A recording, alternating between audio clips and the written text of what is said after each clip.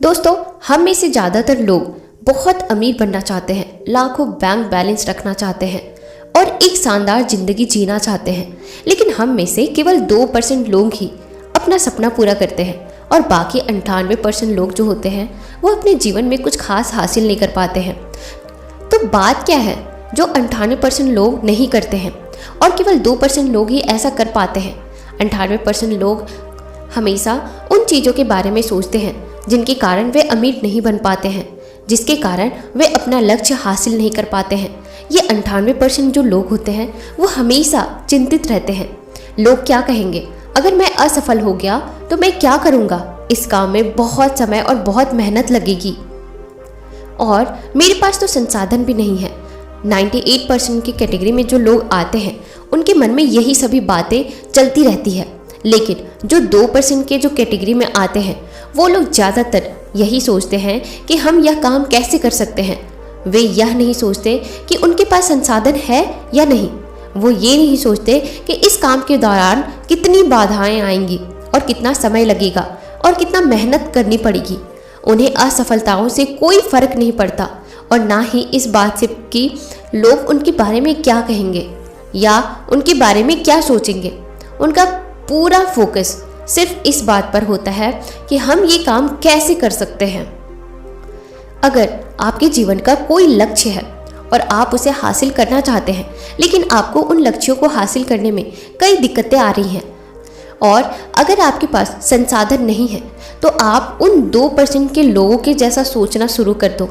आप उस काम को कैसे कर सकते हो, बस ये सोचो और करना शुरू कर दो। आपके दिमाग में एक योजना है, उस योजना को कागज पर लिखें, लेकिन आपने कभी ऐसा नहीं किया, इसलिए आपने कभी कोई बड़ा लक्ष्य हासिल नहीं किया। आपको लगता है कि कोई आपसे अधिक बुद्धिमान है या कोई आपसे अच्छा दिखता है या कोई अन्य व्यक्ति आपसे अधिक भाग्यशाली है या उसका भाग्य आपसे बेहतर है। यदि आप इस दुनिया में किसी सर्वोच्च शक्ति पर विश्वास करते हैं तो आपको एक बात समझनी चाहिए। सफल व्यक्ति जो आपसे अधिक प्रतिभाशाली है और आपसे बेहतर दिखता है या आपसे बेहतर संवाद कर सकता है। लेकिन अगर सृष्टि की रचना के स्तर पर देखा जाए तो आप दोनों एक जैसे हैं। ब्रह्मांड ने आप दोनों को समान ऊर्जा दी है। आप में और उसमें कोई अंतर नहीं है। ब्रह्मांड का नियम हर किसी पर समान रूप से लागू होता है। बस अंतर यह है कि इस ब्रह्मांड द्वारा प्रदान की गई ऊर्जा का उपयोग केवल 2% ही करना जानते हैं। इसलिए आप उन शक्तियों का उपयोग नहीं करना जानते हैं या फिर अनजाने में आप उन शक्तियों का इस्तेमाल अपने खिलाफ करते हैं। तो अगर आप अपने जीवन में बदलाव लाना चाहते हैं तो पहले यह समझ लें कि आपके पास ब्रह्मांड की कई शक्तियां हैं। अब मैं जो आपको आगे बताने जा रही हूँ, अगर आप यह समझ गए तो आपको ऐसा बनने से कोई नहीं रोक सकता। जीवन में सफल ब्रह्मांड का पूरा खेल, ब्रह्मांड की पूरी ऊर्जा और हमारे मस्तिष्क से जुड़ी हुई है। इसी तथ्य को कई महान लोगों ने अपने युग में अलग अलग भाषाओं में और अलग अलग तरीकों से समझाने की कोशिश की है। भगवान बुद्ध ने कहा था कि तुम वही बनो जो तुम हो। स्वामी विवेकानंद ने कहा था कि तुम जो सोचोगे वही बन जाओगे। यदि तुम अपने आप को शुद्ध मानते हो तो तुम शुद्ध हो जाओगे और यदि तुम अपने आप को अशुद्ध समझते हो तो अशुद्ध हो जाओगे। सब कुछ यही मस्तिष्क में मौजूद होता है। हर बड़े आविष्कार और बड़े निर्माण की शुरुआत यहीं से होती है, बस एक विचार से। और हर व्यक्ति की अमीरी या गरीबी का मुख्य कारण यही है कि आपकी सोच, आपके मस्तिष्क में विचारों के कंपन का सही उपयोग आपको अमीरी या फिर सफल बना सकता है। लेकिन ज़्यादातर आप नकारात्मक चीज़ों के बारे में सोचते हैं। आप कभी भी सकारात्मक साइड तक पहुंचने की कोशिश नहीं करते हैं और यदि आप कुछ समय के लिए सकारात्मक हो जाते हैं तो कुछ समय में मस्तिष्क फिर से नकारात्मक सोचने लगता है। आपको अपने नकारात्मक विचारों को बदलना होगा और अपनी नकारात्मक मानसिकता को बदलना होगा और इस विचार को हमेशा के लिए हटा देना होगा कि लोग क्या कहेंगे, क्योंकि कुछ लोग तो कहेंगे ही और आपसे दूर रहेंगे। नकारात्मक समाचारों और सोशल मीडिया पर ध्यान केंद्रित करने के बजाय जब सुबह आप जागते हैं तो बस कुछ देर के लिए आप सब कुछ भूल कर अपने लक्ष्यों के बारे में सोचें कि आप उन सभी को कैसे हासिल कर सकते हैं। और हर दिन एक बात याद रखें कि आप जो चाहते हैं उसे आकर्षित करें और केवल वही चीज़ आकर्षित होती है जो विचारों के अंदर है। जब भी आप सोचते हैं कि मस्तिष्क में नकारात्मक विचार उभर रहे हैं तो उन्हें पॉजिटिविटी या पॉजिटिव थिंकिंग से बदल दें या पॉजिटिव संगीत सुने, जीवन में पॉजिटिविटी रखें, कड़ी मेहनत करें और तभी आप 2% लोगों की कैटेगरी में जुड़ सकते हैं। तो दोस्तों, उम्मीद करती हूँ कि आपको यह चीज़ें अच्छी तरह से समझ में आई होंगी और आपको बहुत सारे लाइफ लेसन्स मिले होंगे। अगर आप हमारे चैनल पर नए हैं तो आप हमसे जुड़ने के लिए इस चैनल को अभी ही सब्सक्राइब जरूर कर दीजिएगा ताकि आप आगे भी इसी तरह की मोटिवेशनल चीज़ें सुनते रहें। कई बार हम जीवन में अटक कर रह जाते हैं। जीवन में ना कुछ अच्छा हो रहा होता है ना ही बुरा।